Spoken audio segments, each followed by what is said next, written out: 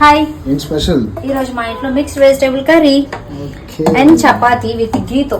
And నా favourite అండి ఈ కర్రీ అయితే మాత్రం. ఇంట్లో అందరికీ ఇష్టమే. చాలా రోజులు అయింది పన్నీర్ వండి. అండ్ మీ వల్ల నేను పన్నీర్ వండడం మానేశాను. అక్క ఎప్పుడు పన్నీర్ అయినా అని అడిగారు, అందుకోసం అని చెప్పేసి మా ఇంట్లో స్పెషల్ అయితే ఇది. అండ్ రేపు ముక్కోటి ఏకాదశి కోసం చాలా మంది అడిగారు. శ్రీనివాసునికి ఎంతో ఇష్టమైన ఈ ఏకాదశి రేపు నేను ఎలా జరుపుకుంటానో మీకు షేర్ చేసుకుంటాం మీ అందరితో.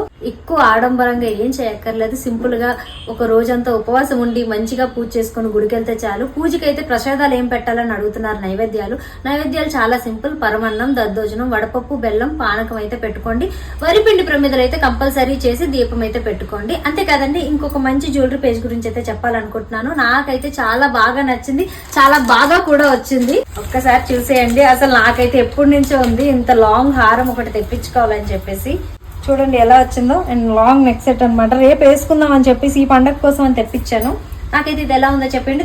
దీంతో పాటు ఈ బుజ్జి స్టర్ట్స్ అయితే వచ్చినాయండి. కానీ నేనైతే ఈ హారం అయితే పండగ అని తెప్పించాను. పట్టు చీర మీదకి చాలా బాగుంటదని. వీళ్ళ పేజ్ అయితే చాలా బాగుంది. జ్యువెలరీ అయితే ఇంకా చాలా బాగుందండి. ఒకసారి వీళ్ళ పేజ్కి వెళ్ళి చెక్ చేయండి. కింద ట్యాగ్ చేస్తున్నాను. శ్రీ హోల్సేల్ జ్యువెలరీస్ అనమాట. వీళ్ళ దగ్గర జ్యువెలరీ కలెక్షన్ బాగుంది, క్వాలిటీ బాగుంది. అండ్ ప్యాకింగ్ కూడా చాలా క్లియర్ గా బబుల్ ర్యాపింగ్ తో చాలా బాగా వచ్చింది అనమాట. నాకైతే బాగా నచ్చింది. అండ్ అంతేకాకుండా మా ఇంట్లో స్పెషల్ అయితే ఇది. మీ ఇంట్లో స్పెషల్ ఏంటో కామెంట్ చేసేయండి. నేను మీ వైజాగ్ పిల్ల.